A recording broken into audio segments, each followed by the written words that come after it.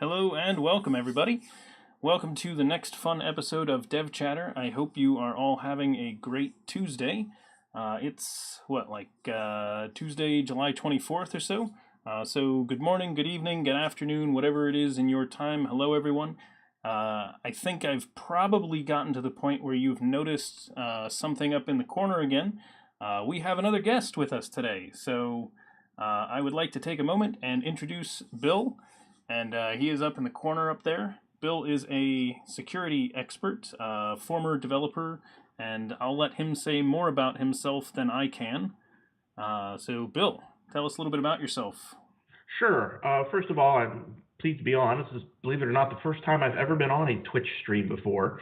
So because that's first time for everything, I suppose. And yeah, I'm not entirely certain that I would describe myself as an expert in security, but I do know quite a lot about application security specifically. But there are a lot of people who know a lot more than me. And I also still am a developer, even though I don't code every day anymore like I should. So the two tiny corrections there on that bit. But yeah, I've been an internet guy since before there was a web. I know Gopher script literally helped OSU figure out how to move the library system from Gopher to HTML CGI back in 92, 93 timeframe when the web was brand new. So I've been around for a really long time, done all kinds of strange development projects over the years, integration projects with mobile phones and mainframes and point of sale systems and certification products and all kinds of weird stuff over the years. And I always ended up being the security guy on the dev team somehow. And one day I came off of a project writing JavaScript, which I don't recommend to anybody. And then was kind of burnt out on coding. And normally when I got burnt out on coding, I went and did architecture work or something of that nature. But I instead made a phone call to a buddy of mine, Jim Manico, and said, "Hey, do you know anybody who's looking for somebody to do security stuff?" And he hooked me up with a friend of his, and they said, "Well, we don't have any security coding, but do you want to do testing?" And I went, "Nah, I know how to do that. I can do that for a while." And that was like 8 years ago, and I haven't stopped since. It's kind of addicting. So that's been the story of me for the last little bit. Sounds awesome. Yeah, so I've actually known Bill for, I don't know, quite a while. I think we figured out it's probably been not quite a decade, but a while at least. And,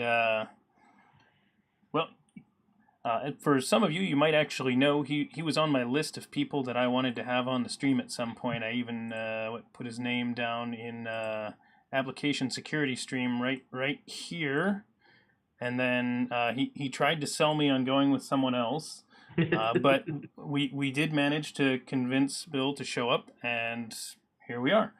So Bill wanted to show us some cool... there is an application that you had suggested we take a look at that is we'll say a vulnerable application. Right, So, purposefully vulnerable, yeah. yes. So I'm going to switch over here so we can see your screen. So we are looking at Bill's screen here where he has the application running out on Heroku, it looks like. And this is a juice shop that someone wrote. Right. We'll back up a little bit, okay? This is the OWASP Juice Shop. Let me start by talking about OWASP for those of you who don't know. OWASP is the Open Web Application Security Project. It is an international nonprofit that's specifically designed to bring the story of application security to developers. Back in the late 90s, when people started to figure out it was going to be a problem, many of the senior luminaries in the industry just kind of got together and on the back of a napkin at some other conference said, "Hey, we really ought to start this organization so we can bring these security projects together and have a one-stop shop for places to go." So they did. They organized this company, this organization.org, and started it with just a couple of them, and now there's like 41,000 people on the main mailing list. And here's the website. It's OWASP.org. OWASP does 3 things to help developers write more secure code. First off, they have chapter meetings where I know you folks listening are from all over the world.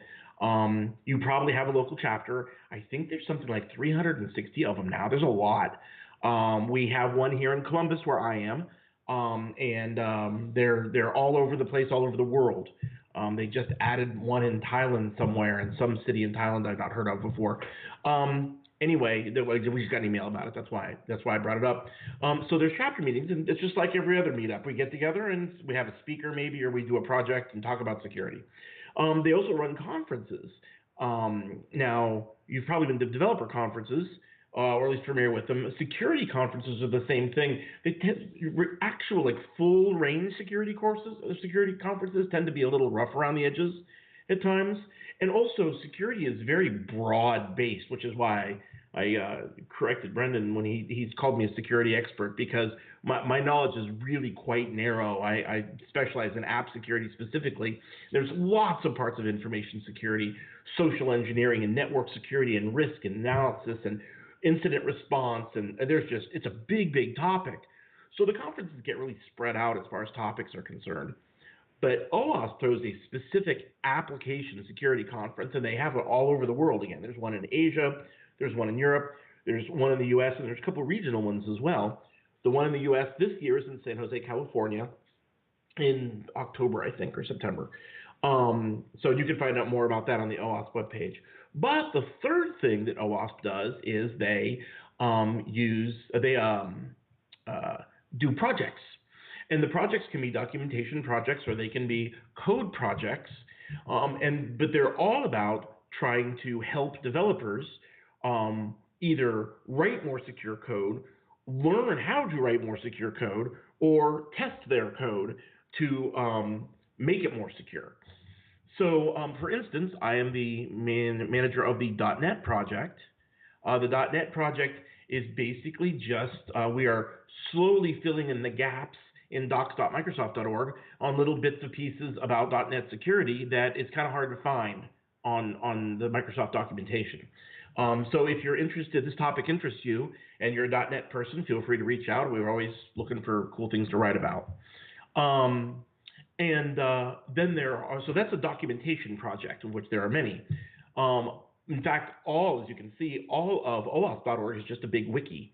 So once you get an account, you can go and write your own articles and hook them up with the project leaders. So that's good. Then the other projects are code projects, and there are many of those. And one of them is OWASP Juice Shop. So OWASP Juice Shop is a purposefully vulnerable web application that's written so you can practice testing an app for security vulnerabilities. And that's because we don't want to be going just out on the web and randomly testing security vulnerabilities on other people's website, because especially in today's world, you can get in trouble for that very, very quickly. And they will catch you, and they will send, black SUVs to sit in your driveway and stuff. It's not a joke anymore. They really do that now. Even if you're just looking around and poking at things, people get a bit perturbed about that. So instead, we set up these purposefully vulnerable applications so we can poke at those and practice our skills. That's largely what we're going to do today. Juice Shop is on GitHub. So if you want, you can go to GitHub and fork it in Visual Studio or Visual Studio Code or whatever your IDE of choice is, or clone it, and follow along or look at the code that's going to be in there. In fact, you can also deploy your own version of this if you have a Heroku account for free, which is exactly what I have done. And it's all scripted with the deploy to Heroku button there, and you can sit and poke at it with an attack proxy. So that's the next thing I need to talk about. Like I said, it's the things you need to know before you can know the things you need to know. So we have this application that's purposely vulnerable. But in order to attack it, we need to be able to see what's going on in between the user interface of the the application itself, which is written in React, I think, and the server, which is written in Node. I'm pretty sure, and we're going to do that with an intercepting proxy. Now, if you've ever used Fiddler, that is a debugging proxy, and it does almost the same thing. It helps you find and fix problems, especially with service-oriented apps, but really any web application, because it lets you look at that communication between the client and the server. Well, our attack proxy or intercepting proxy is the same thing, except it's going to help us cause problems, not fix problems. And so that's what we're going to do. OWASP does have an intercepting proxy, which would make a lot of sense for me to use instead of the one I'm using, but that's okay. It's called Zap, and it is free. And you can get it from the OWASP webpage. Zap stands for Zed Attack Proxy, just ZZ, written by Simon Bennett from Mozilla, the same people who write Firefox. And it is an OWASP project, and it is open source. And you can go and download it and install it and follow along if you like. But I'm using a different one. It's a closed source paid tool called Burp Suite. The reason why I'm using this is because in the industry, when we test, we have to turn in evidence at the end of the test to show what we tested. And pretty much everyone expects that evidence to be in the form of a Burp Suite project. So this is just kind of the expected tool if you do this for a living, which I do. And so that's what I fired up first. It doesn't really matter because all we're going to do is look at the stuff in the middle, but I'll still at some point here give you a tour of this application as well. So that's kind of the crux of this today, is to hack at this, and then maybe if Brendan's in the mood, he can switch back and forth and look at some source code and like that on the stream side, and we'll play around with it. Does that sound like a plan? Sounds great. No, I think it's awesome because I think we as developers, a lot of us know how to use Fiddler, and we've been using that for a long time. And it does sound like this is basically like more involved Fiddler that probably sends more stuff out than it's just watching. So yeah, it can. It doesn't have to. It can. Basically, what it comes down to is it's a very, very well-organized fuzzer. So if you've ever done QA work and done fuzzing, which is where you just send random junk to inputs in order to see if you can break an application, like attempt to type letters into a number field, or just hold down the A key for 2 minutes and press enter, that kind of stuff, just to see if you can break an application. That's fuzzing.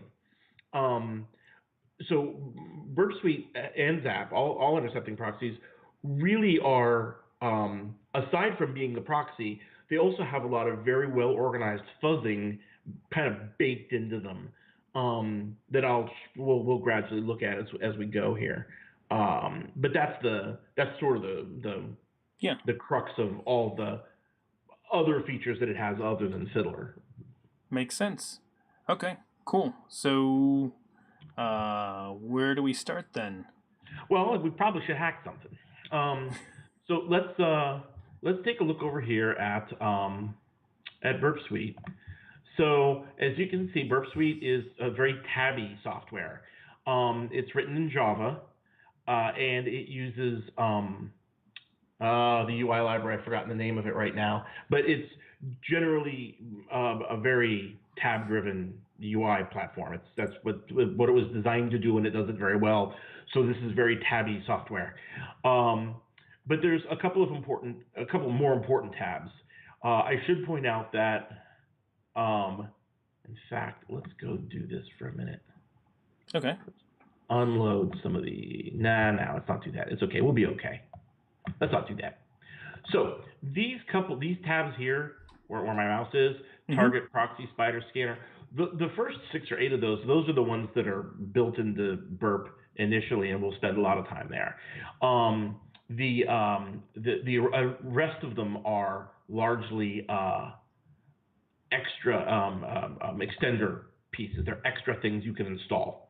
And I'll talk about those if we get a chance, but we're going to focus on the core functionality of Burp. Now, there is a free version of Burp Suite too, but it probably isn't as functional as Zap, which is also free. So if you want to go play, I'd suggest going and looking up Zap and installing that. Zap is also written in Java and is cross-platform, so it runs just fine on Macs and Linux boxes and everything else. So it's good stuff. So more or less, if you see here, let's go over to the Target tab. Just like Fiddler, I'm going to stop saying that because there's going to be a lot of just like Fiddler. Every single I see all the requests here. Yeah, every single URL every single domain that is referenced anywhere in any code gets set up over here in the sitemap. And that can get a little overwhelming.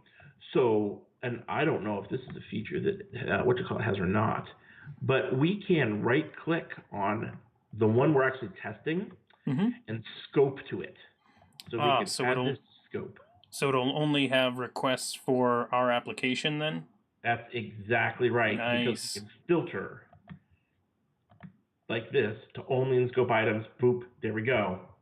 So now we can see our sitemap of our application. Okay, very cool, very cool. Yeah, that's very handy for this piece.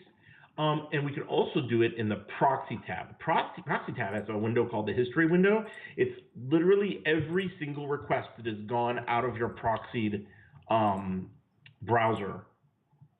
And that also can get kind of full, as you can see, all the Firefox calls out and stuff, and there's our links to OWASP and Google APIs and all kinds of stuff. Here's GitHub from us going and looking at GitHub. So we can do the same thing here. We can click on the filter and say only in scope items, click away from the filter, and it'll filter it for us. Now it should only show us Juice Shop, and it does. And then that's using the same scope that we set in the previous spot too then. Yep. Very nice. Go back nice. to the Target tab. Yep, here's your scope here. Cool. Under the scope tab. So that's very cool. So now we're all focused and we're just looking at one thing. So this is good. Now, the way that we spend a lot of time in the proxy history, the HTTP history, it is because it's everything that's happened in order. And you can use the Target tab for things, but the Target tab is literally a sitemap. It isn't about like what's happened. We want to spend a lot of time working on what's happened in the application. So hanging out in the history makes a lot more sense for that reason. So here's the first time I went and got just the root URL, right? Down here then is my request. So here's what the request actually looks like. For those who aren't familiar with web requests, this is what's actually happening under the covers. HTTP, which is the protocol that runs the web, has two sides, a request and a response. The request is what all browsers agree to send out, and the response is what all servers agree to send out, and they have to be in very specific formats. Frankly, if you want to get good at web application security, the number one thing you need to really understand better than anything else is how HTTP works. That is very core to breaking into a web application, is understanding the fundamentals of HTTP, which I am not going to teach you here. We're just gonna play with tools and hack. But you can certainly go read the RFC if you want to, or there are lots of things written about the RFC to give you a head up on that. But I'll give you a little bit. Requests have verbs and nouns. The verbs are usually get and post. Get being, hey, just here's a file, give it to me. So for instance, here, this JavaScript file, fontawesome-all.min.js is being requested, right? So there's a get request for that. So the verb is get, and the noun is this fontawesome file. And then a post has data in it. I don't think I've done a post yet. I haven't. Okay. So a post has data in it. So there's post data under here. Okay. Then the response is a status code, and then whatever you ask for. In this case, the status code is 200 OK. Okay, so there's 5 different status codes. 100. Here's what you need to know: 200 fine, it's okay. 300, it's over there. 400, you messed something up. 500, I messed something up. And then there's different levels of all of those. So, for instance, we're all familiar with 404 not found. 404 means you screwed up, you typed something, you asked for something I don't have, so it's your problem, and I don't know where that file is. That's a 404 not found, right? But there's other 400 level codes as well, like 418 I'm a teapot. That's from an old joke. But they, so working within the bounds of HTTP, but still sending things to the web server that it doesn't expect is kind of the core of web application hacking. Because what we're trying to do is we're trying to leverage the naturally insecure nature of HTTP, the protocol, to make your code do things that it's not supposed to do one way or another. Either make the browser respond in a way it shouldn't respond so that I can potentially take over your browser session, or make the server respond in such a way that it shouldn't respond so that I can make the server do what I want it to do instead of what you want it to do. So that's the kind of thing that we're looking at here. So that's the beginning of that piece. So let's just take a look at something here related to this. So, for instance, one of the things we might want to do to use is use the application, right? We want to use it and see how it works. So I'm going to search for Apple, click the search button, and then since the history is the list of everything that's happened in order, there's my request. Okay. So as you can see, they did this with a GET request. Now, oftentimes when you send a search in, it's going to be a post because you're submitting a form, but that's not always the case. If you can do a GET request and send a query in the URL string, and that's a perfectly valid way to do things. It's just not the way people normally do things. So here is my GET request. I have asked the server for this file with this parameter, right? The search with a Q equals Apple is what I'm setting into it. And then I look over here at the response, and I just, because it's a single page application, right? I just get back the data. And then React has a template that will then populate what the UI, what you see in the UI over here. So this is the thing that a intercepting proxy brings you, is the ability to dig in to what's actually going on under the covers. All right. So I'll give you a great example of that in this to begin with. So we'll go back over here. You've probably all heard of SQL injection. So one of the OWASP projects is the OWASP Top 10, arguably the most famous project at OWASP. And it's once every 3 years we gather a bunch of data from a bunch of static analysis companies and vulnerability assessment companies, myself included, and we the project team anonymize, all the data is anonymized. They munge all the data together, and they find out what the top 10 most high-risk vulnerabilities are in what's been tested recently. And they took in something like 80,000 data points. It was a lot. I don't know how much, but it was, I don't remember exactly how much, but it was a lot of data points. And then they basically count everything up. They balance for risk because some things are more risky than others, and then they put a top 10 together. Well, injection in one form or another has been number one since they started the list, I'm pretty sure, because SQL injection is a very big deal. What SQL injection is that I'm going to convince your database, whatever it is, to confuse data and code. So I'm going to send it what it's expecting to be data, but then trick it into running it as code instead. One of the Zen ways to test for that is to just put in something that could be misinterpreted as SQL code in a parameter and see if it causes a database error, because you have injected what could be construed as code into the SQL statement, the procedure that's being run. So something like a single quote or something like that would end a string. Exactly, not a comma. Usually tick semicolon. That's That's the then example. So if I do that over here in the UI and click search, oops, I forgot to turn off the flag, sorry. If I put it over here in search, as you can see, nothing comes back. So the initial thought is, oh, okay, well, I guess there's no problems then. There's just nothing named tick semicolon in the database. But here's where the intercepting proxy becomes useful. Because it's a single page application, right? So yeah. It was just data that came back. And here it is. Yep, there we go. So here's the data that comes back. So now we know what database they're running. We caused an error, and look, we have line numbers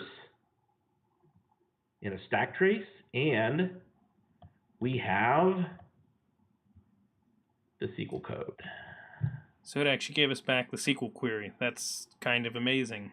Well, so once again, I'll remind you, this is a purposefully vulnerable web application. This has been coded to teach us. But I'll tell you, I've been doing this for a long time, and I have seen far worse error messages that drop much more information about the database. It's amazing how easy it is to never check something like this, so you never notice that it's dropping that much data. And the QA people often won't find this because they're looking at this. They're looking at it in a browser, and they're not looking what's happening under the covers. Well, I guarantee you the attackers are looking under the covers. So that's why using an attack proxy to look at how your application is communicating while you're doing security testing or even just fuzzing in QA testing is important, because sometimes you learn things that you wouldn't learn just looking at the UI. So now that we know that this is possible, we can do things like make this REST call over and over again and attempt to get the database to do things. Now, let me teach you a little bit about vulnerability analysis. So what I do professionally is find vulnerabilities in applications. So I am literally, the technical term is application vulnerability analyst. I test an application, find the vulnerabilities, write them all down, and write how to fix them, and then go to the developers and say, okay, let's go through these. That's what I do professionally. Now, there are people who are called pen testers, and it's short for penetration tester, and they have a much broader focus. They don't just test one application. Their job is to get something. They're supposed to get domain admin privileges, or get the etc password file, or get an Excel spreadsheet off the CFO's desktop machine, or something of that nature. And they're allowed to use any one of many different attack vectors to get into a company to do their job, and then they write how they made the path, right? Mm-hmm. So because of that, they do a lot more exploitation of vulnerabilities. So we have discovered a vulnerability here. We've discovered that the application is vulnerable to SQL injection, okay? Now, a pen tester would then exploit this vulnerability, take over the database, and use the database to go do something else so that they can eventually solve their problem, get that Excel file or become domain admin. I do not do that professionally. I test to make sure something is exploitable, but I don't do the fancy take over the machine and take over the whole network and own everybody's stuff. That's not my deal. I know a tremendous amount about application security, and I focus on that. Do not do a tremendous amount of exploitation. So we're going to do a little bit of exploitation with the understanding that I'm not fantastic at it. I usually stop about here and write it down because I know you're vulnerable, and I'd rather spend my time doing something else, finding other vulnerabilities. But we will dig in a little bit here to show everybody what it looks like, as long as you all can put up with my fumbling around a little bit. So I think we can. I'm sorry? I think we can put up with it. Oh, good. Okay. So in order to attack this, because all this is doing right now is recording, right? We can't even go and change this stuff. In order to attack this, we need to send it to one of the other tools in Burp Suite. So we can right-click, a tremendous amount of right-clickiness in Burp Suite too. Pretty much anything can be right-clicked on and done something with. There's a lot there. But we can did I click on the right thing? Yes, I did. Right-click, so that's our original search. And we want to send it to the repeater. So the repeater allows us to send a new copy of a HTTP request after we've made changes to it. So we can say, go to this and get this back. And then I think it'll automatically URL encode for us. Let's check and see. No, I did it again. Yeah, okay, it did. Nice. So, except it's not going to URL encode my spaces. I've been through this before. So yeah, so we can go in here and do various and sundry things and figure out what we can do to attack it. So essentially watching what changes in that error message to see whether we've made an effect. Okay. Yeah. So. And since they're giving us back the entire SQL statement that it's running, we could even see. That's what yeah, that's exactly right. Right there. We're going to watch that change as we go. So if I go up here and just type in the tick semicolon, all right. So we want to finish.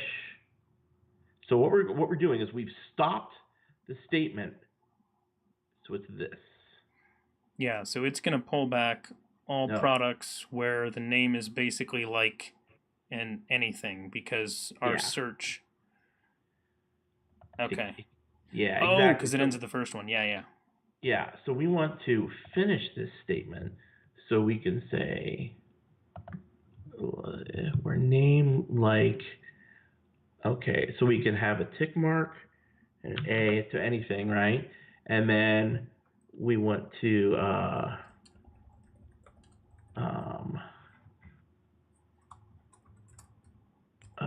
put it in the parenthesis and a tick in the semicolon. We already have semicolon, right? And that. No, we need a paren too, don't we? Yeah, we'll need a paren. We'll need two parens. All right. So now we should send in. Yeah. Oh no. All right. So we want. Okay. So see, I messed it up. Our name like tick paren. Or I'm sorry, tick percent, tick a, tick percent, and there's our two parens and a semicolon, and it ends here. But I messed it up because the tick mark needs to be. I don't need this tick mark. I need the tick mark after the parenthesis. Yeah. Just to send an A in, you know. So what did I just say? So remove the first tick mark. And this one too. And that one too. And then put one in after this. Yeah, after the percent. Yeah. Now this should not throw an error. Right. So what have we done? We searched for the word A, the letter A. So anything with an A in it. But we're getting, if you scroll, we got all kinds of stuff. As you can see, we're getting deleted items now, right? Mm-hmm. So we've effectively gotten to the point where we can now get we can get stuff that we shouldn't be able to search for any longer. Like here's the T-shirt. No, the T-shirt was. No, the T-shirt wasn't in there before. Because I think there's one in here you're supposed to be able to go steal. Here's this the. Yeah, this is the one. But see, so we can do all kinds of interesting things now because we have ended that statement. We can now write any SQL we want at this point. That's exactly right. Yeah. And the only problem with it is that we have to URL encode the spaces. And I've temporarily forgotten because, of course, I'm on a live stream. I forgot what the URL encoding for space is. Isn't it %20? Is it %20? I think so. Probably is. Welcome to live streaming, everyone, where the person talking will forget everything. Literally, like how I saw a really funny comic about that with the two frames. First frame, the guy's coding, and he's like typing 500 words per minute, doodly, typing while people are watching, two people standing behind him, and it's like, when did I get this many fingers? What do these shapes mean? That's exactly what happened. This is why people don't do live demos in when they're standing on stage, unless they're very, very sure of what they're doing. Yep. So yeah, so now we can. Let's %20 in here. Yeah, so we can %20. And then, is that gonna work? Yeah, it should. And then you can do, I mean, I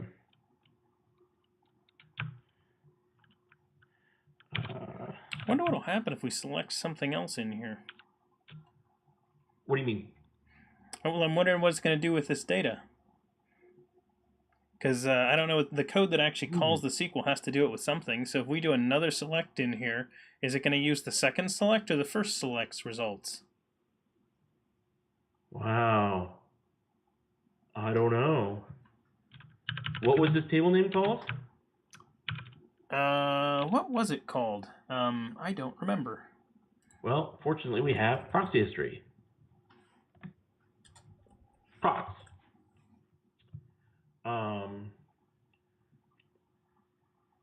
So let's just test that, because actually I don't know what the answer to that question is going to be. Yeah.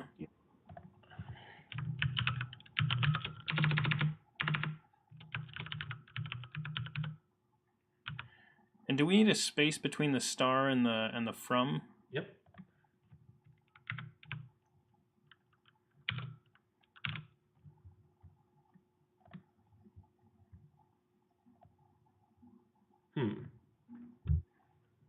I don't know what it did.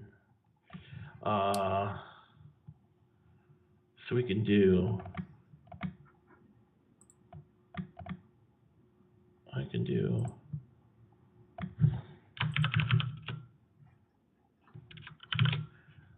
Delete from.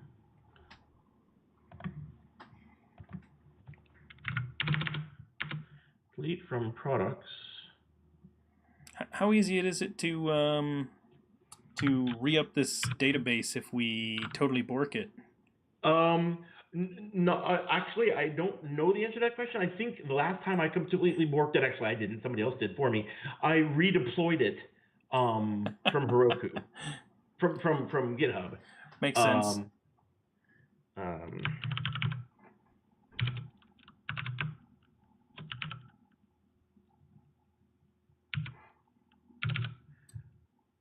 We could remove ID1, which is apple juice. Oh, okay. ID1's even better.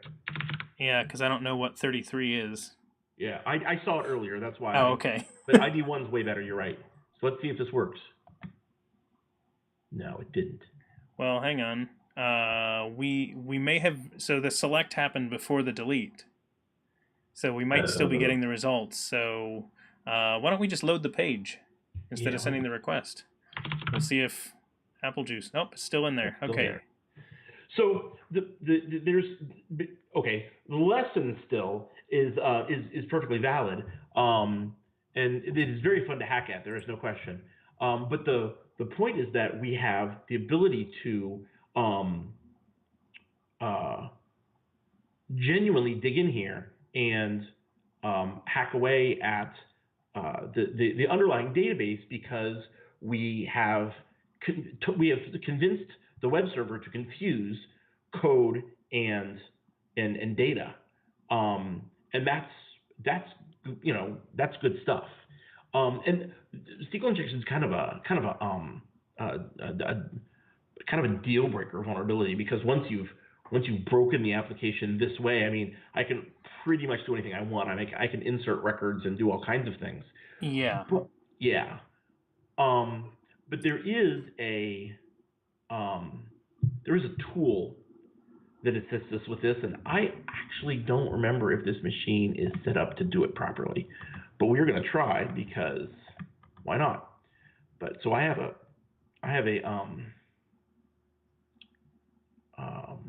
well, it used to.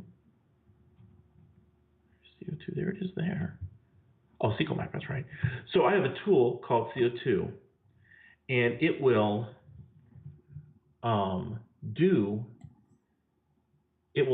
run SequelMap for me. So what SequelMap is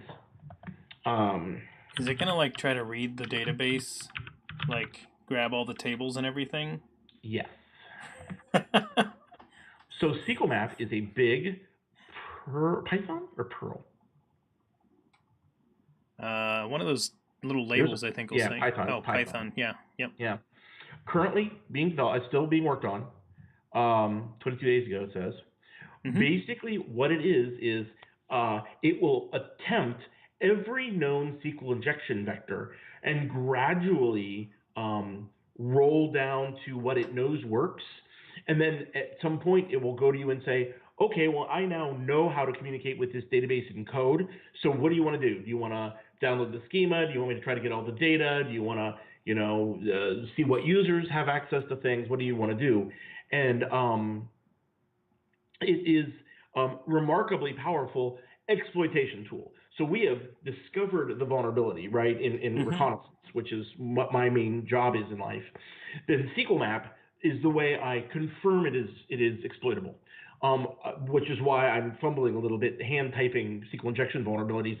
Nobody does. I mean, I'm sure there are people who do under certain circumstances, but pretty much everyone just takes the URL and throws it at SequelMap, and SequelMap does the dirty work for you. In general, in application security, almost every known vulnerability type has some tool like SequelMap that will allow you to exploit the vulnerabilities. Most of them are open source, if not all. Most of them are written in Python or Perl, sometimes Ruby, and occasionally JavaScript. And then the real low-level ones are sometimes written in C or C++, the things that exploit network things. But for web app things, it's almost all Python and Perl. And then you can use these tools to confirm that something you have found is exploitable. Because there are, like I said, well, I don't know if I've said it yet, but application security in general is a solved problem. We know all the things that can go wrong. We just don't know how they're going to be implemented wrong. You see what I mean? Mm-hmm. We don't know where it is, what the developer is going to do differently that causes the vulnerability to exist in their code, but we know all the things that can be done. So that's why we have this big block of existing tools that we can go and dig into to test various and sundry bits of things. So that's what I wanted to dig into that. I'm not entirely certain. Yeah, see, let me see if it brings up the. No, they don't have a demonstration. Oh, collection of screenshots here. Let me see if I can find the one with the menu where it says, okay, what do you want to do next? Yeah, here we go. Is this it? Dictionary-based attack. No, hang on. Yeah, because one of the big problems, if you get access to someone's database, most of the time you have access to their usernames and passwords as well. And you could either use that to insert a new user for yourself to have admin access, or download all their usernames and passwords. Exactly. And passwords, of course, are going to be hashed, but that's not to say you couldn't turn that into the real passwords. That's right. Password reversing is is an art form, and many people are it's their hobby. When password dumps get passed around on various forums or the dark web or in Tor hidden services out there, everyone will go download them and try their own little tweaked version of the cracking tools to see how many passwords they can get, and they'll, oh, I got 82% of them, and oh, I got 83% of them, oh, blah blah blah. It's really funny. You get on IRC and hang on hash security, and it'll be when a big dump comes down, that's what it'll just be scroll with people talking about reversing the hashes. Now remember, a hashed password, there is no way to undo a hash, right? The only thing you have in your power is brute force, but brute force has gotten better and better and better, and I got buddies who have machines that can do like 12 billion hashes a minute or something like that. It's just ridiculous how powerful these things are. It's I don't know. Everybody has their own thing. I mean, for me, I know they can be. I mean, if I can get your usernames and passwords, that I stop there professionally anyway. I think it's a fun hobby, but professionally, it's enough to say, well, I broke your database, and here's what you have to do to fix that. I don't actually, go and reverse the passwords because I don't need to finish. Yeah. I don't need to go do the work like a pen tester would. I just need to teach the developers how to fix the problem. Yep. Because if you were even able to get to it, that proves that it's really a risk. Exactly. Yeah. Yep. Okay, so cool. Are we going to run SequelMap against this, or look at something else? I don't know if it's going to work. Hang on. I don't remember if it's... Give me a second. Let's see. Let's see what happens. Yeah, it's funny. You were saying earlier that that no one does this manually anymore, and I will say that I did manually have to do that one time while working for a client that wouldn't believe me when I told them that they needed to fix something. I went and did my injection by hand, and I was like, "Look, I made myself an admin account." Yeah. See. And that when I first started, I think I did my first vulnerability assessment in 2002, and it was, then most people still believed that application security wasn't real, that you could stop everything with a firewall. There were security people who knew better, but your average dev lead would look at you and say, "What? No, that's what the firewall's for. We'll let the network guys handle this," which, of course, as we all know, doesn't work. It doesn't work that way. And so there was more exploitation required back then. These days, pretty much everybody gets it now because we've had so many problems. So you can see in SequelMap, it says, parameter Q is vulnerable. Do you want to keep testing the others? Well, no, I don't want to because we know it's vulnerable. So what's it gonna try to do? It blew up. No, SQLite. Fetch data log. Oh, okay.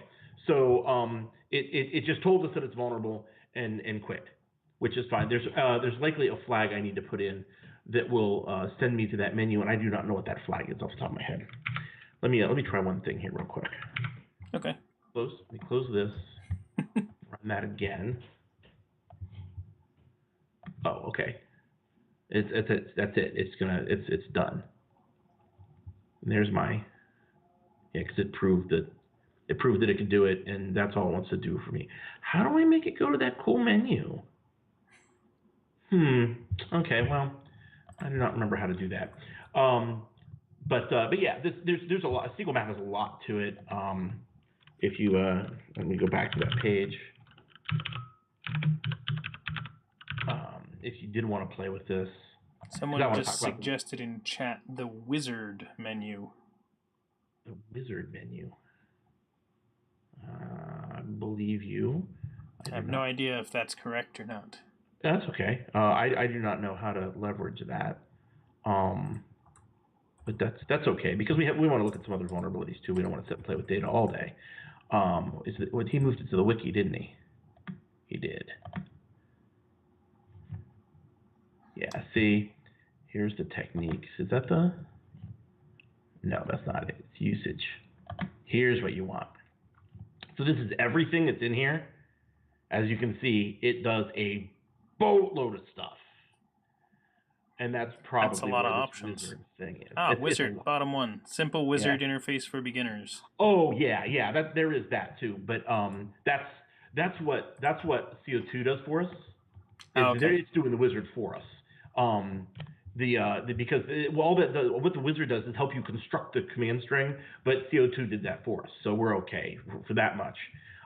There's another one you need to send in that makes it do. There's other flags you send in to make it go and get stuff. And as I said, I don't do this very often. I don't do the actual exploitation very often, so I don't remember what it is. But there's a lot more to Juice Shop than the fact that the database is vulnerable. And there's also other parameters that are vulnerable other than search that give you, but you only really need one because once you do that, you can see the schema of the database and you can go from there. So it's not that big of a deal. So to just kind of move on a little bit from database, though, I like databases too. One of the things that I do use the target tab for is to read code. A much underused much underused set of skills that people don't get into nearly enough. And there used to be a cool unminifier, but I think I uninstalled that. To make the JavaScript readable again? Yeah, but I don't see it here. It used to be here. It isn't here anymore. Because reading JavaScript that's been minified just stinks. But what you do is you dig in and you search for things that will help you find other flaws within the application, because it's not all the known vulns like things like SQL injection or HTTP header splitting or cross-site scripting or those kinds of things that are kind of the kind of named vulnerabilities. People also just make mistakes in their code, and one of the interesting things about single page applications is you can often go and find the mistakes, and by looking at their code, by searching for common terms or phrases to try to get access to things. And because so much of the code is in JavaScript, you can actually see a lot of what it is. That's exactly right. And of course, in this case, all the code's in GitHub because it's supposed to be purposely vulnerable, and you can go read that too. But I'm looking at it just as a gray box attacker, right? Where I might have a little bit of information about the way the site works or the thing works, tools work, but I don't have information on how the back end works yet. Though now I know a lot about the database, don't I? So you go find their JavaScript file, and you can go and dig through and see how things work. One of the things I always look for is to see if they have if they're using if they have URLs that are hidden that I can go to, like maybe an administration console or something of that nature. Like, do you think maybe they have maybe paths or something that use administration? So we flip through and here we go. So we can see that here's, oops, a little too far there.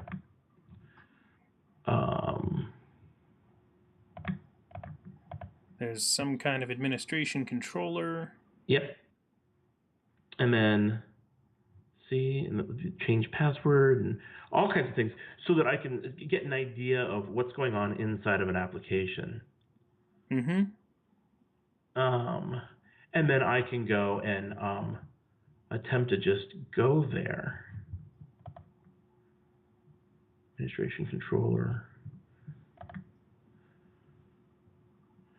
So let's see if I can just, what happens if I wonder if it needs that. If you just, because it said when administration.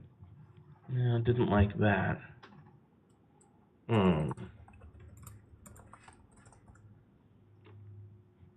Let's see here. Is it maybe because it shouldn't be URL? Oh, it is. Okay. That's hilarious.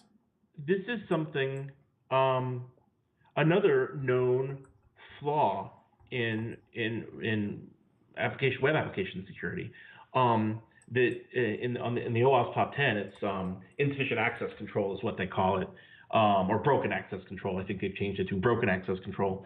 But it's called forced browsing.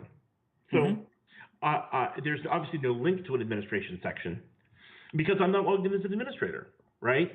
So the link to administrator isn't showing on the user interface. But because I went and dug through the JavaScript, I can look, I just typed it in to see if it would take me there, and I'll be danged, it did. And the reason for that is because there's obviously nothing in the controller actually checking any authorization or authentication for that matter. I'm not even logged in yet. And so you're attempting to hide the administration screen by Just hiding the link. Yeah, it's security by obscurity, right? You're trying to just hide people out of there.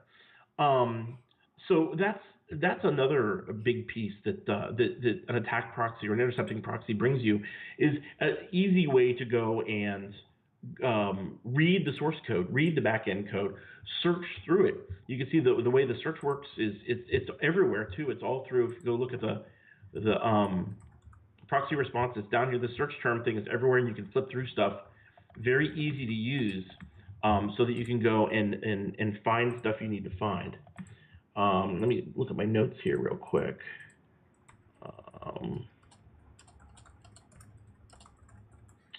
So I will show you one that is interesting.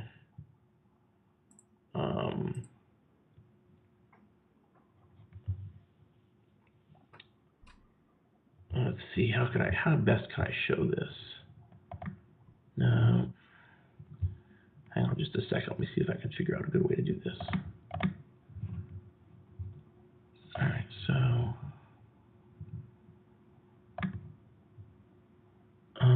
let's see here.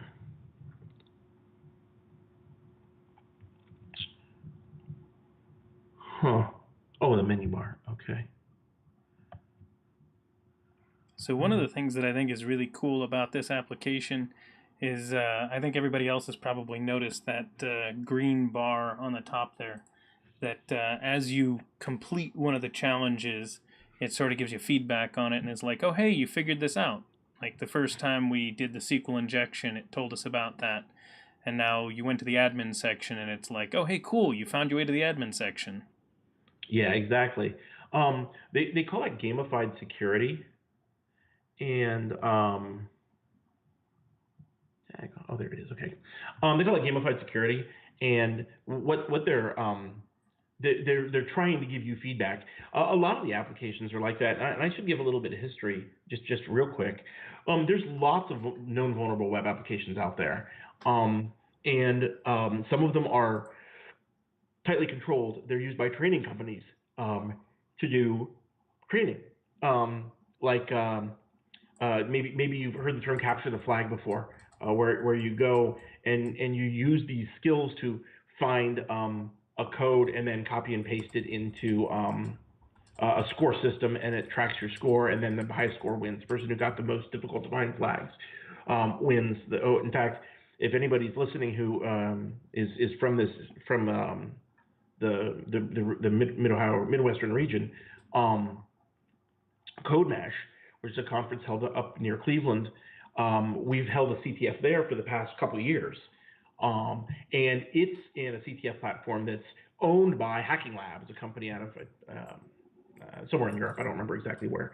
And it's their platform. So that they use that to train, and you rent it to run these CTFs and do training on. And then there's a bunch of free ones like Juice Shop. And there have been for years and years. The most famous one is called WebGoat, and WebGoat is fantastic. I think it was originally written in PHP, but the one everybody uses is in Java. But I might be wrong about that. And there's WebGoats in many languages. There's a .NET one. There's a Ruby on Rails one. There's a special one written for both iOS and Android to practice mobile security. But the web versions of WebGoat are all the main one. The one in Java is all traditional get and post, form post input style, not service driven web, like the way we wrote web applications 6, 8, 10 years ago. Yeah. Not this style, which is the way pretty much everybody's writing now, with some JavaScript framework like Angular on the front end, and then some service layer Web API or Node or something like that on the back end, and all you're passing back and forth is the JSON files. That is not something that we have had a good purposely vulnerable web application in the open source world. Now there's companies that have them, but they're owned by that company and you have to rent it. There hasn't been an open source one until Juice Shop finally came around, which has been pretty recently that it really got to be usable. So it's a pretty big deal that we have this now, because this is the way everybody writes the web applications. People that are new to web application hacking, they go train on WebGoat and then get in the real world and everything's using JavaScript and passing data around, and the attacks are different. I mean, the basic ones like we're doing, they aren't different, but the doing more advanced stuff, like looking for links to controllers and stuff like that, that's all unique to single page web applications. Makes sense. So another example of analyzing source code here, you can, one of the things that contemporary web applications do is hide navigation points instead of simply not rendering them, right? Because the template is all there. The whole template gets downloaded, and then you use JavaScript or CSS to hide and show various things. Well, we look down here and we find this interesting little link inside of a span called Scoreboard, and we can see if we can navigate to that. Considering we could get to administration, I'm betting Scoreboard's not locked down either. Yeah, I'm betting you're right. So we go to Scoreboard, and Scoreboard is fantastic because it has nice. all of the vulnerabilities you can go look for. So once you've found that, now you can start to go and sort of like start checking them off the list as you go through. Yeah. And you can see here that that's a so far we've only hit 1-star difficulty vulnerabilities there, it looks like. Yes. Yeah, and when you get into the big ones, some of these are beyond my skill set. For instance, if you use JSON Web Tokens, or is it Java? No, it's JSON Web Tokens. One of the 5-star attacks is to forge a token. That's non-trivial to do.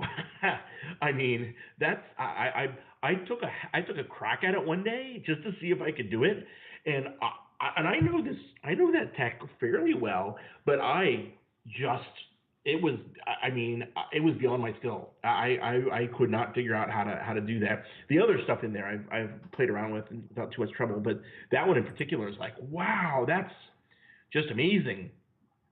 That's very, very, very, very difficult to do. But yeah, we've all just been playing with the 1-star stuff right now, and you can see there's plenty of vulns.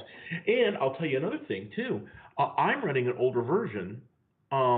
They've added maybe 10 new findings since I last did a clone. So there's more. There's more new stuff. So I mean, even if you just want to go and over lunch go and try one or two of them every day, you'll pick up some skills and knowledge. Don't be afraid to hit Google. And I will tell you the truth. There is a book, an ebook that has been written that includes how to solve all of the 1, 2, and 3 stars at least. I don't know if they do the 4s and 5s. So if you do a little Google hunting, you can find the answers, and that'll give you a path to do some stuff. So there. What else do we want to talk about? We haven't talked about intercepting yet. We should probably do that. That's always a good thing to do. Let's see what's the best way to do that. Okay. Oh, and you'll see now that we've been to the Scoreboard shows up in our menu as well. Yeah, I think it was there. I think it was there when we were on administration, wasn't it? No, I don't think so. I think you have to go there to get it to show up, but I could be wrong.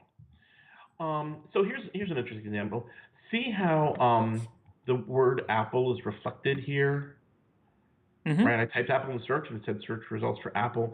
That's something you tend to look for, reflected things, because when we did the SQL injection, we attacked the back end, right? We convinced the database, we got the database to confuse data and code. Now, we might be able to convince the browser to confuse data and code. So we can do things to test that, like if we put this in italics, will it show up in italics? And it does. And it does. So that means we can send it HTML. So can I go here and say,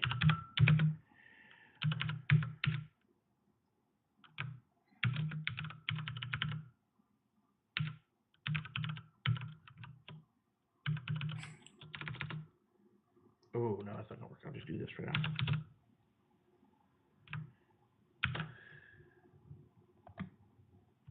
Hey, there it goes. So you say, all right, so you made an alert box pop up on your computer.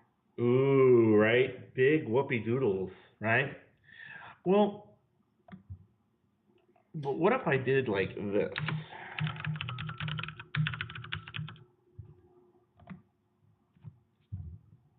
Does that interest anybody? See, because if I have the continue code, I can use that to be you on this website, right? Because that's what it's keeping track of. I'm not logged in right now. That's why it's not as interesting as it should be. So let's real quick go and I wonder if I can't remember if I flushed the database or not. I love that your browser's telling you that this is insecure. yeah, Firefox. No kidding, Firefox. Yeah.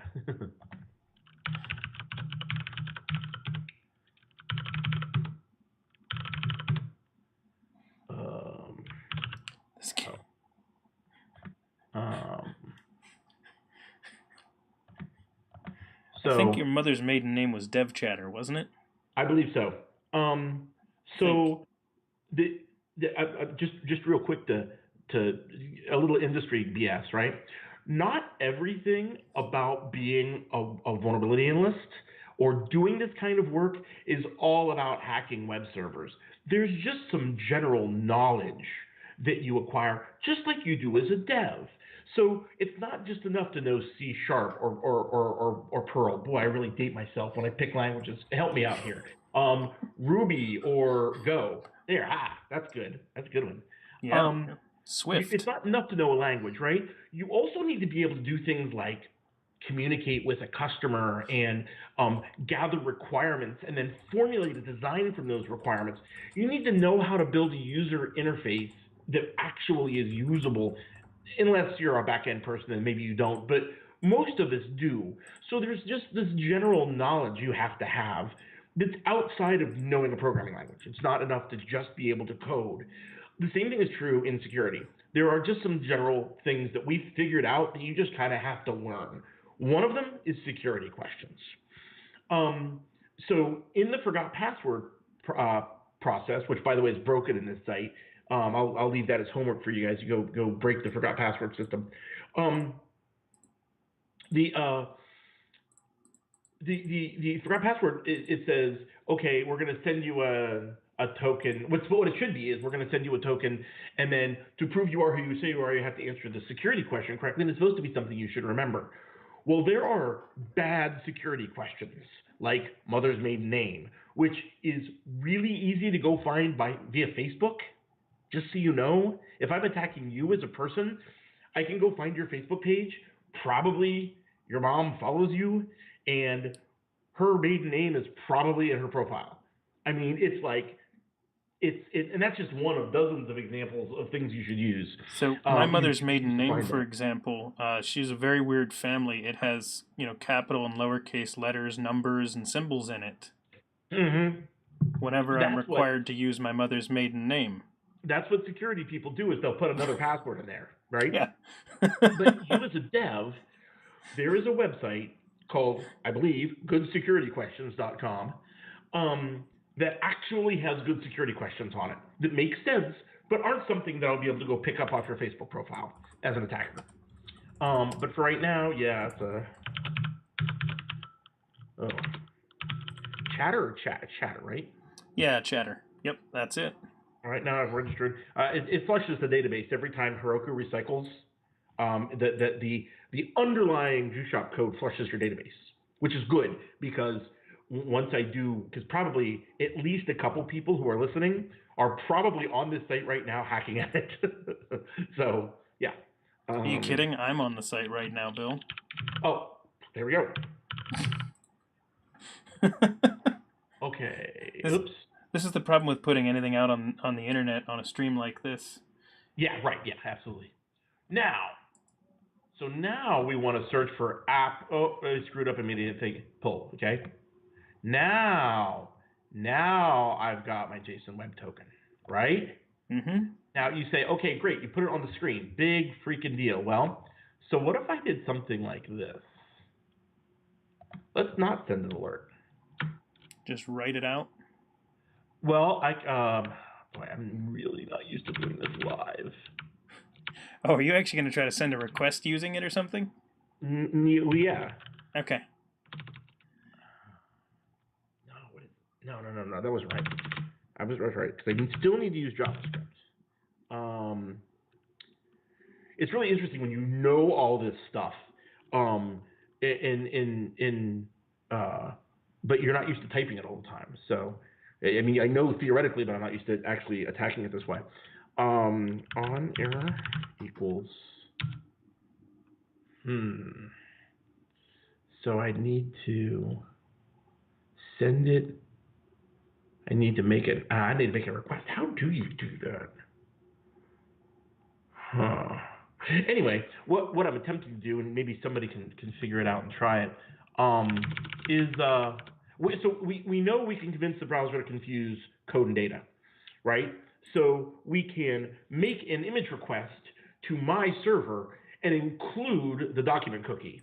But I'm having live stream finger tie again and cannot remember how to do that. But that's the way attackers will steal your will steal credentials.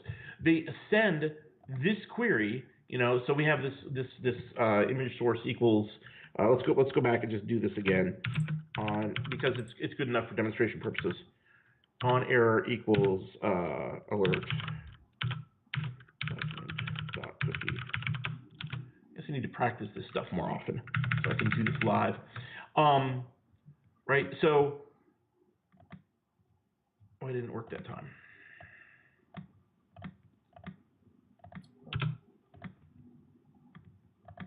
On error equals document.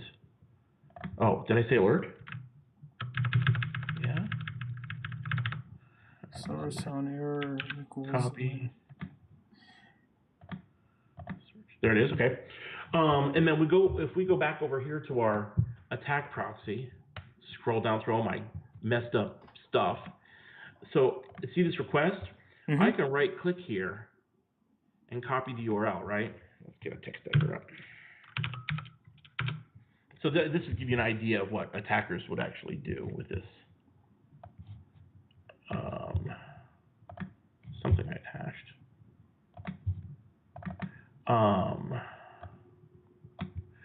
So I've got my URL now, right? Mm-hmm.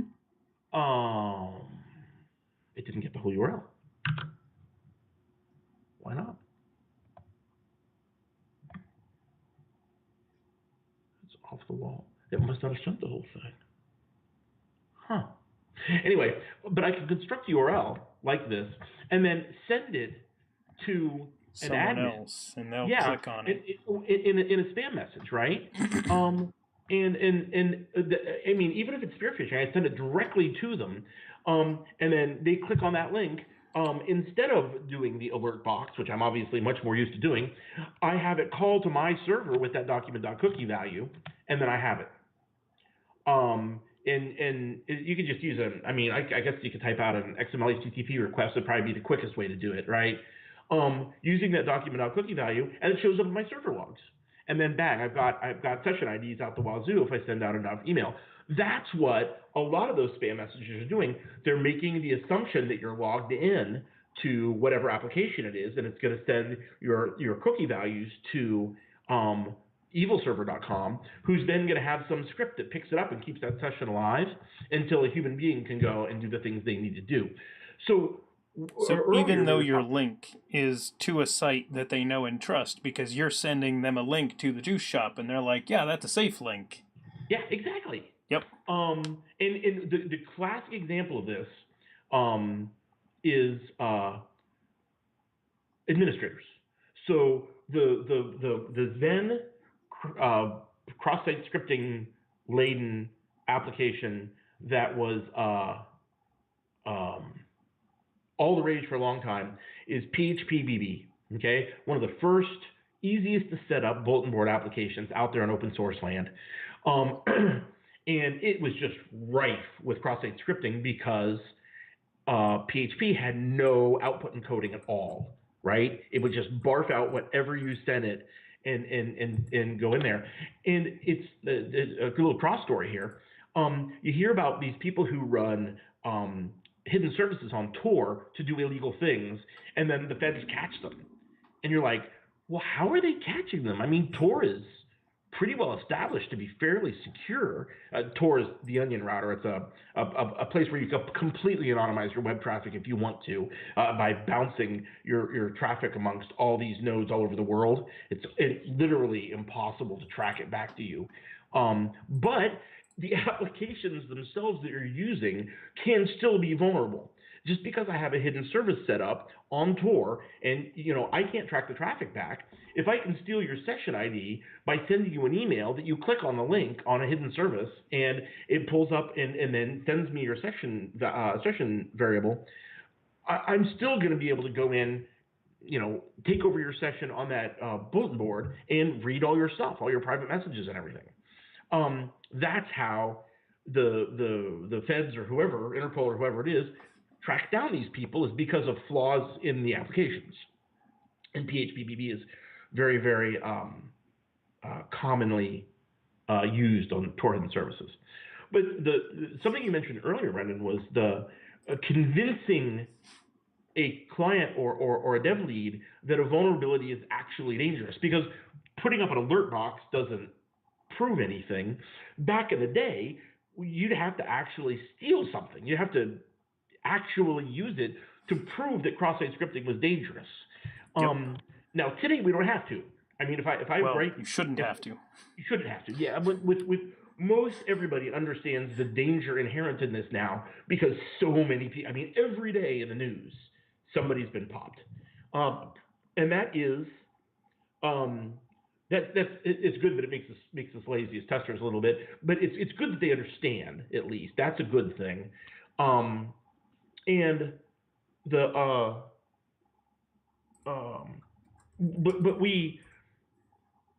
this is the kind of thing that gets demonstrated as like I said, the alert box doesn't really do anything, right?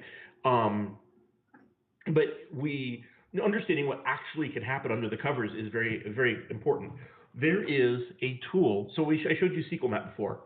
Another tool similar to this, not similar to SequelMap that it does SQL injection, but similar as an exploitation tool. It's called Beef. And I think it's the browser exploitation framework, but I don't remember where they get the second E from. But what it will do is it is the command and control system for a cross-site scripting attack. So if I send somebody a link and they click on it, it's the thing that collects the session ID and then takes over their browser and then has all these cool tools to take over the rest of their machine over time. Because browsers are very, very powerful now. They're almost operating systems in and of themselves. They have a programming language, they have an object model, they have storage, they have access to the network stack of your machine. They're very powerful. You have like separate logins in them. They're running different processes and threads. It's crazy. It's nuts. Yep. And because of that, I mean, if you can get in, it's incredible what you can do to a person's machine. It's not just an attack on them. It could be an attack on their entire organization, everything on their network segment. So Beef, if you like cross-site scripting and you want to play around, those people who are listening, Beef is where it's at. And you probably want to search for browser exploitation framework. I'm pretty certain that's what it stands for. I guess I could do it since we're on a live feed.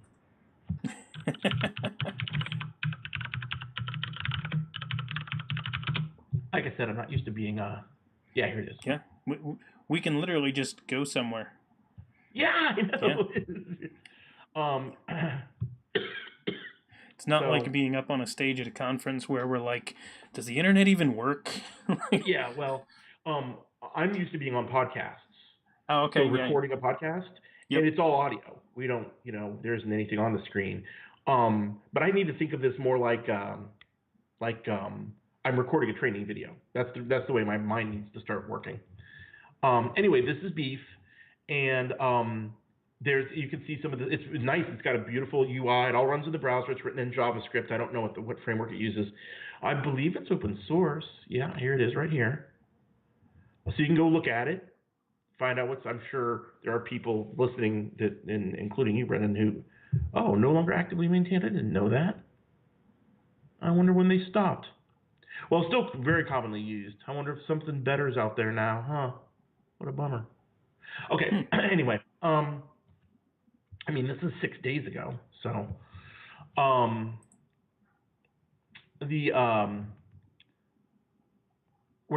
it's really a nice tool, and it shows that exploitation side of things. It's really kind of interesting. Okay, so that's some cross-site scripting. We did some forced browsing. What else do we want to do? You mentioned a deleted product or something like that was in the system that we saw when we were doing that look at the SQL data. Do we want to try to buy that product? Yeah, sure, absolutely. Whatever it is, can we buy a deleted item? So now that we're logged in, we certainly can do that. So if I go back to... Yeah, we had this on one of our basic queries. Oh, this is still a cross-site scripting. Yeah, there are better ways to do what I'm doing, I realize, but it's a repeater. So nice thing about repeater, it keeps all your sessions. So if you send something else to repeater, it'll actually open a new tab, and you can go back and by the end of a test, you'll have like 20 of them, and you can go back and find all your old stuff. Yeah, that's pretty cool. Mm-hmm. Okay, so one of these things is deleted, we think. Yep, right here, deleted. Where is my JSON prettifier? Dagnabbit.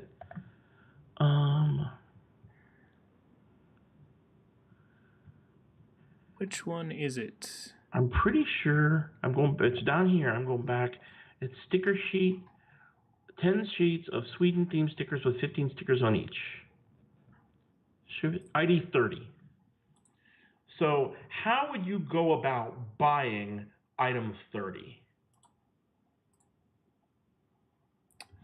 That's a good question. The couple of things I can think of are, so this is a JavaScript site. So in theory, we have a JavaScript object that is keeping track of those items that are displayed on that list. So like on the screen over here. So we could add an item 30, or we could adjust it so our search actually returned back that item. So if we did our search query, the way that we altered it before, we could say, where ID equals 30, and it should come back with only that one. Yes, both of those things would work. Let me show you the tricky way that makes use of an attack proxy. So this is the add to cart button, yes? Yep. I click that, and apple juice has been added to my basket. So I wonder how your basket's stored. Well, that's a good point. But, because it is stored somehow. Yeah. But we look here, and we can see that is let's see here, response. Oh, tell me now I'm not gonna, oh no, I'm sorry. Oh, yeah, there we go. Yep, That's rest basket. Yep, okay. So there's my basket. Posted to basket items there, I see API basket items. Yep, is that thank you. Yep, and then... Okay, so now we can right click on this. So just because, this is a live stream, we're figuring this out as we go now as well too, right? So this was the creation of our basket, I think. And then Yep. here's the response. Success, right? Uh-huh. Created our basket. Then this is adding the apple juice to our basket, right? To basket Looks like, 4. yep. And here's the response. Success, great. And then this is collecting the information about the apple again. Because it needed to display that as that little blue line that's showing up on the screen there. Exactly right. Yes. Good Okay. call. So Yep. this is placing it in our basket. Let's right click. No, that's not. Yep, the other one. Yep. And then are you going to send this to the repeater or something? I am going to send this to the repeater. Awesome. And then what are we going to do? Product ID. Ah, and it made the new tab, just like you said. Yep, made new tab. Product ID 30. Go. Success. Now go look at my basket. And that looks like the one that we saw in there. Yep. So, we got to do that. That's a legitimate product, right? If you were thinking about coding, the back end of this, you might want to prevent people from adding deleted items to baskets. That might be an error condition, right? But, I mean, most of us wouldn't think of it. But the more concerning thing is this. Oh, you can add to someone else's basket. So whoever's out there who has basket ID 3, you now have the Juice Shop. Nice. And hey, you know what we really need though? You know what we really need? What do we need? We need for this to be free. Don't you think?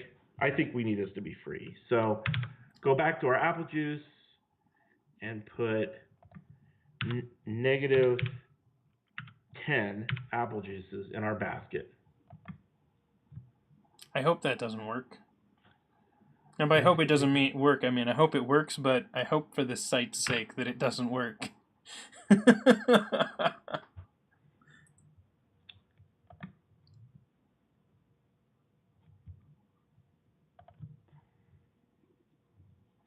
Oh, there you go. There's orange juice, negative 10 orange juices.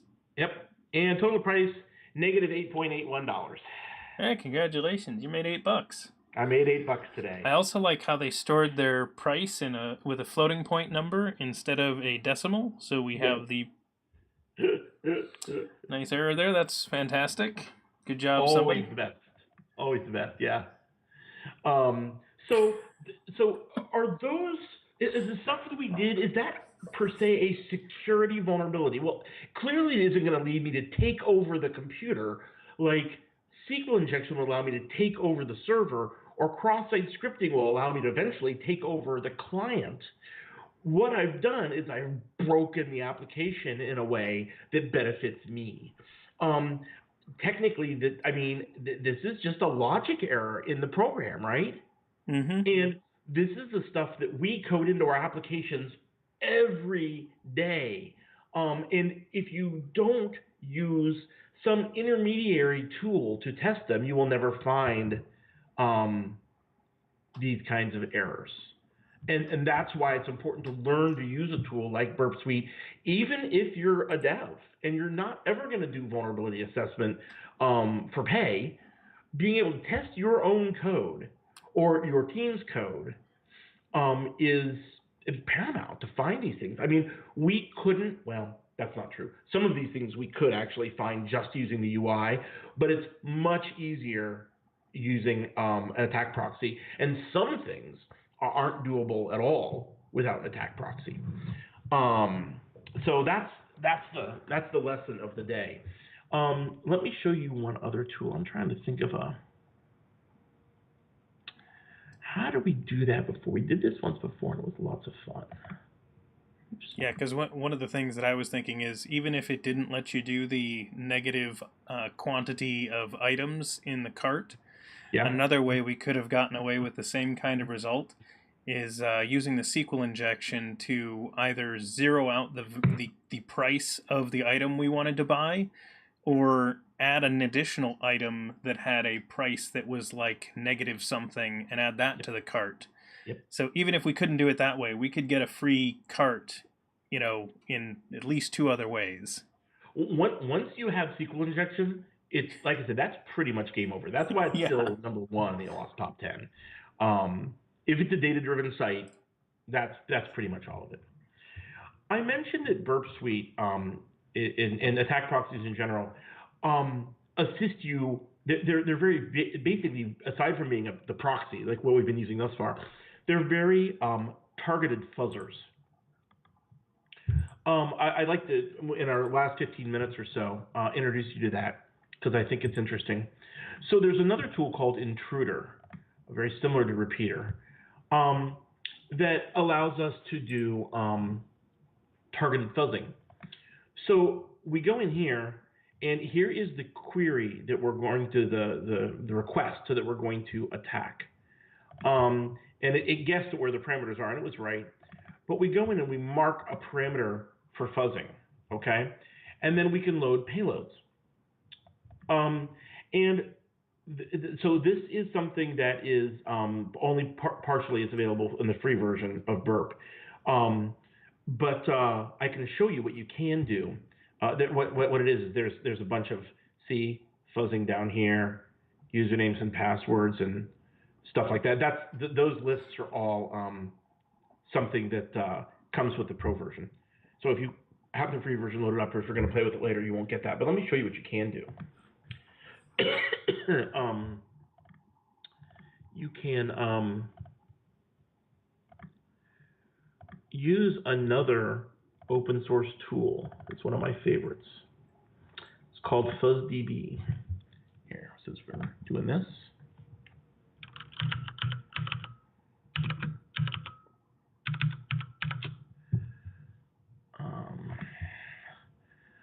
So FuzzDB is basically a bunch of word lists for fuzzing, okay? It's got the things you think about, like usernames and passwords. It has common words that are used in directories and file names, including some really long lists. Like I use the medium-sized list, and it's got 30,000. So the long list is even longer than that. I don't remember how big, but it's big. But as you can see, there's all these very common attacks, right? Business logic attacks, file upload attacks, overflow attacks. That'd be an interesting thing to try with that basket, Jason. Maybe we'll do that if we have a second. Here, there's some JSON fuzzing. That'd be interesting to play with too. But you can attempt to detect SQL injection. All these are various different SQL injection vectors. And it didn't do anything. Why didn't it do anything? Okay, there we go. Just remove that one. That was weird. So just all various things to try, right? And so here are literally 193 different vectors of SQL injection just for detection. Things that might work based on what kind of databases in the back end and what flaws were used were put together in the way the database is constructed. Because I believe this is using a SQLite database, but as you know, there's many different databases out there, and Microsoft SQL and Oracle and SQLite and MySQL all have slightly different ways that you can make them confuse data and code. And in fact, I'm going to actually change this position. Hang on for just a second. I'm going to leave this. It's always better if you leave a little bit of string around the outside of those. So now here's 193 different things. Could we have tried all these by hand? Well, yeah, but you saw me fumbling around before. Much better to just do this and see what we can get. See, it's just going to try that request over and over again with all of these different attacks in place. And you can click on one. Oops, sorry. And here's the request. And there's the attack in there. And here's the response. What did I... That's odd. That's a weird, oh, no data. Okay, that's fine, yeah. So that one didn't work, right? So now we go scrolling through here, or we can just sort by length. Aha, that one's really long. And what it has in it? Everything. Makes sense. And the one below it has the exact same data. Yep. So this would work too. Yep. Here's one that's shorter. Oh, here's our SQL error. Okay. So we have all the work we did for basically the first, well, not the first, but the early, 30 or 40 minutes hacking away at SQL injection to attempt to find a vector that worked. This did for us in 15 seconds. That's the benefit that learning to use an attack proxy will bring you. If you genuinely learn to use it, it will be. That's the benefit it brings you. It's faster. It's fast. It lets you bang and get. Which really should scare people that are developers. Yeah, it should scare everybody. But see, this is good. I mean, yes, okay, the bad guys have this tool too, but if we can write secure code, then it's gonna it won't matter. This is the way we can defend ourselves, is by testing our own stuff and putting out more secure code. The bad guys already have the tools. There's no going back from that. The most important thing is for us to learn to use the tools, and so that we can effectively protect ourselves. That's the key piece. Yeah, that's pretty awesome. Yeah. Let's see here. What else do we want to talk about? We could talk about encoding real quick. Let's talk about encoding real quick.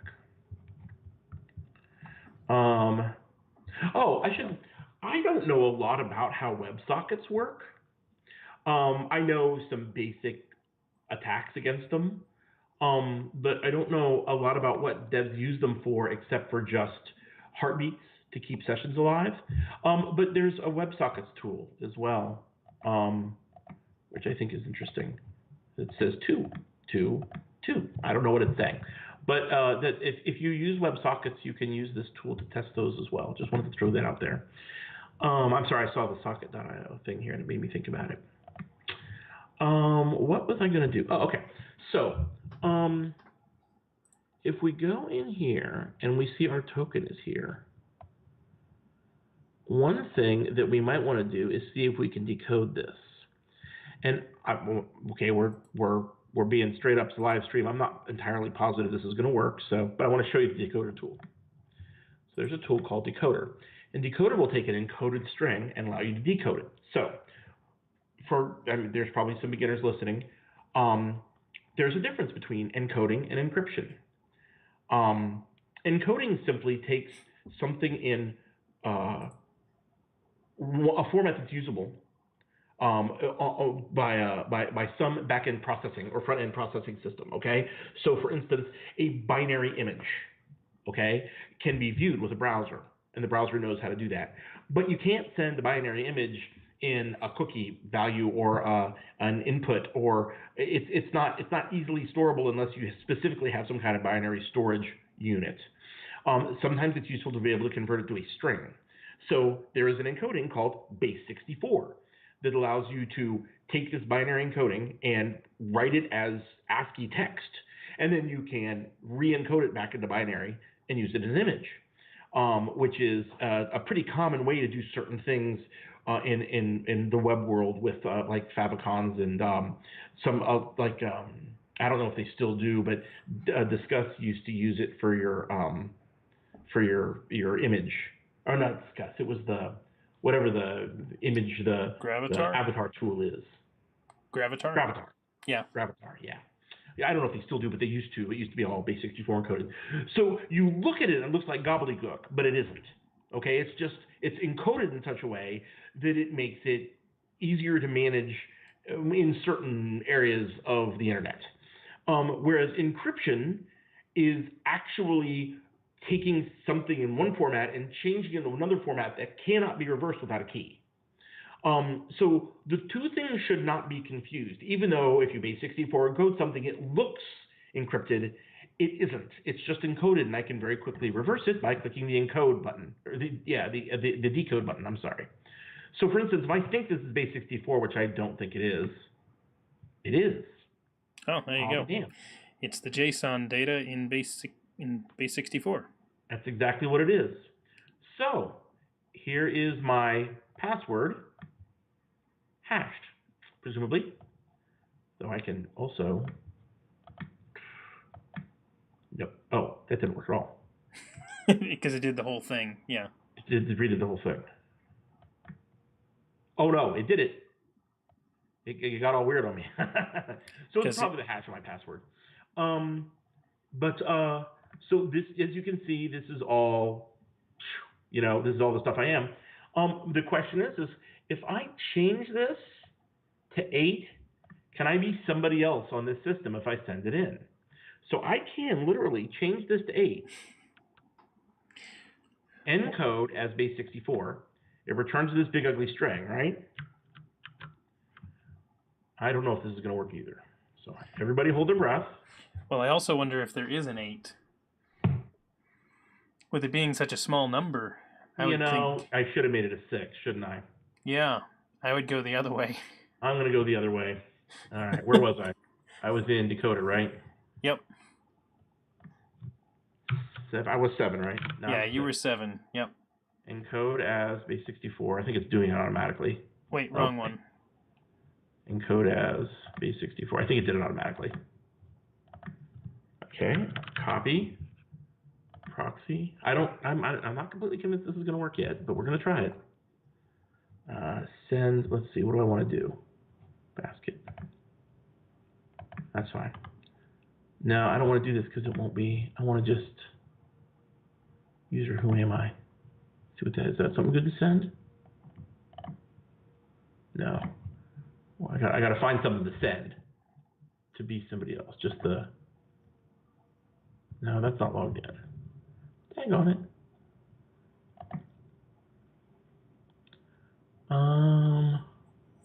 Come on, Sempf.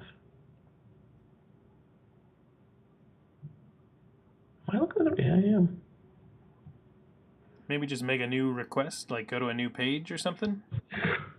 Because we could just add another request to it and just go to the bottom one. Sure.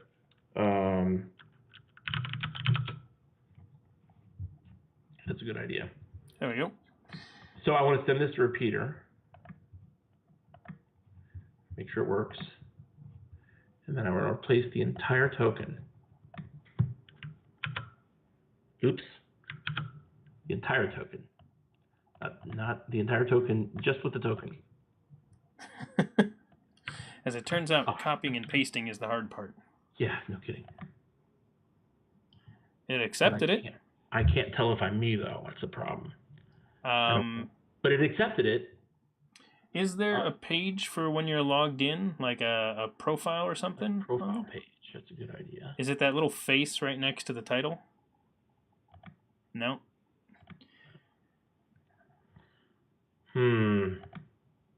Oh, there we go. Request, yeah. Let's grab this page. Oh, it didn't. It must be that must be in the JavaScript. Oh. It did take a request. Okay. So it made a request for who am I, and what did that come back with? I don't know. Nothing. 3 or 4 not modified. Oh, okay. Yeah, all right. Yeah. Anyway, the fact that it accepted it is very interesting. So that's one of those pieces that I love to pick on a lot. And the JSON Web Token is not necessarily the best example of binary serialization and deserialization because people are used to thinking of JSON as data, not an object. But for those of you who are listening who are .NET people or Apache MyFaces people, my favorite is the view state. In versions of .NET previous to 4.6.2, the view state was just a base 64 encoded binary serialized string that I could then deserialize, edit, and send back in. So if you threw something in your session object that got stored in view state, I as an attacker could change it, even if it was something you didn't want me to be able to change, like the total of my cart or whatever. And very few people know that. With the trick that I just pulled with the web token, you can do that with your view state as well in all versions of .NET prior to 4.6.2. Now in 4.6.3, they started encrypting it because they fixed the underlying problem in IIS that was preventing them from being able to encrypt it all the time. So now it's always encrypted. If you're completely up to date with everything, your view state is always encrypted. View state's always been kind of dangerous anyway. Yeah. It's one of those things that I've had to mention to all kinds of people in the past. It's like, this goes to the client. Like, you can't trust anything in there. Yeah. And I remember back, long ago when people were building especially intranet applications, and they would build very complex screens with many tabs and layers and stuff, and they would use .NET controls for all of them, and the state of the control is stored in the view state. So the view state would come back like 1.6 meg. Yep. And that's being passed to the client and then all the way back to the server with every single request and response. It's like, no, we're not doing that. Anyway. For anyone who's not a .NET dev, I do want to also give you the heads up that .NET's not as crazy as that anymore. It doesn't use view state. That's been a long time. Oh, like, well, it has it, but it's not like that usually. Yeah, if you're not on web forms. MVC yeah. Doesn't use web forms. It doesn't use view state. That's correct, yes, which is what almost everybody is coding in these days. Yep. But web forms applications, which you probably have a legacy of one of sitting around somewhere, they do, and it's decodable. So, yep. Yay. So that's a good thing. All right. Well, we're closing in pretty well on the finish line here, Brendan. Anything you wanna close up with? What? Well, there's nothing interesting that I want to tackle that I think we've got time for.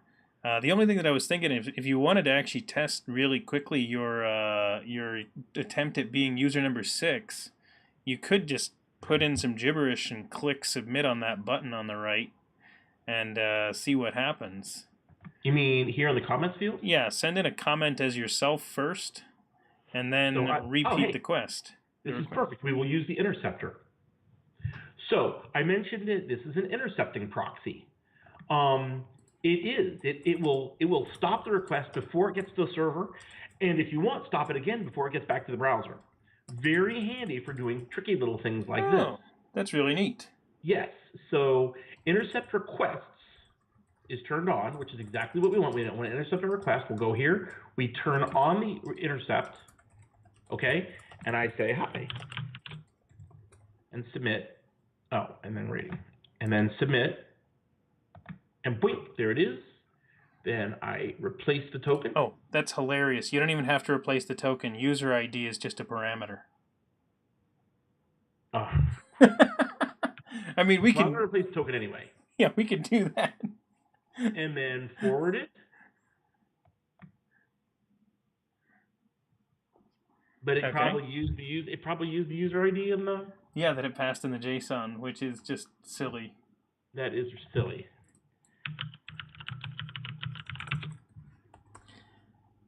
It didn't show up. Hi, I see it. You do? Yeah, I just loaded it. Oh, no. That's because I'm still intercepting. Oh, yeah. And it's from Bill Sempf. Oh, well. So I'll probably use the user ID in that request, which, like you said, is silly. So... Because it's a really good idea in your form to let your users specify their user ID, you know, when they do stuff. That's actually one of the... we could do it real quick. That's one of the challenges. Oh, is to send it as someone else? Yeah, send the complaint to someone else. Oh, it was a contact us, not the complaint, but... Yeah, either one. Okay. Oops. That makes sense that it's one of the things is to be someone else. So user ID 6. And forward. And then if we go back to administration. Oh, see, you can see it sent us the request replied a challenge solved. See, forwards feedback, puts feedback to another user. It's the interceptor caught it. And if I turn that on, see, ta-da! Nice. So if I go here to administration again. So what's got to be really weird when you look at the code on this site, not that I've looked at it, but it's got to have all kinds of checks for all these tests. So like even though they didn't block this thing, there's got to be something looking for you doing it. Yes. Yeah, writing a purposely vulnerable web application is extremely hard because you can't just leave the app open. It has to actually look Yeah. for the. So yes, it's very difficult, and some are better than others. Like one that I used to use in training before Juice Shop became good enough to use is called Security Shepherd. If you want to learn the traditional style of web application hacking, highly recommended. Also great for capture the flags. It has a CTF mode. It's really very well done. But some of the tests are not so well written. So like for instance, there's a cross-site scripting one you have to find, but you have to type in exactly the vector they want. There's literally an if statement in the code that checks for a particular kind. So my style, where I use an image tag, it won't actually pop it. You have to do the script, put in a script tag and then alert XSS and then a closing script tag. You can't use an image tag in an on-error method. Yeah, makes sense. So I mean those are a little frustrating. And there are probably some like that in Juice Shop. I haven't done all of the ones in Juice Shop. There are probably some that are picky that way. You have to send it in a certain way to get it. But that's okay. It's still really, it's a lot of fun to play with. Yeah, no, it looks awesome. Heck, I could see just pulling up the list, the scoreboard, and just trying to go through just each one and be like, all right, yeah, let's see if we can find where that one is, and just tackling them one at a time. That's exactly what I recommend you do. Spin it up, and the only problem is, like I said, when Heroku spins you down on the free tier, when it spins back up, the database will clear itself, so you lose your place. But you can either, I mean, if you have a paid Heroku account, one, it's like $5 a month or something. That won't happen. One, and two, you might. I wonder if you can turn that off. You might be able to turn it off, but three, as long as you know where you're at, that's what's important. You know. Yeah. Unless you're a achievements kind of person and you need to see all those things green, which is understandable. I'm not like that personally, but I know people who are, and I'm perfectly cool with that. But then, yeah, you're gonna have to deploy it someplace else other than the free tier for Roku.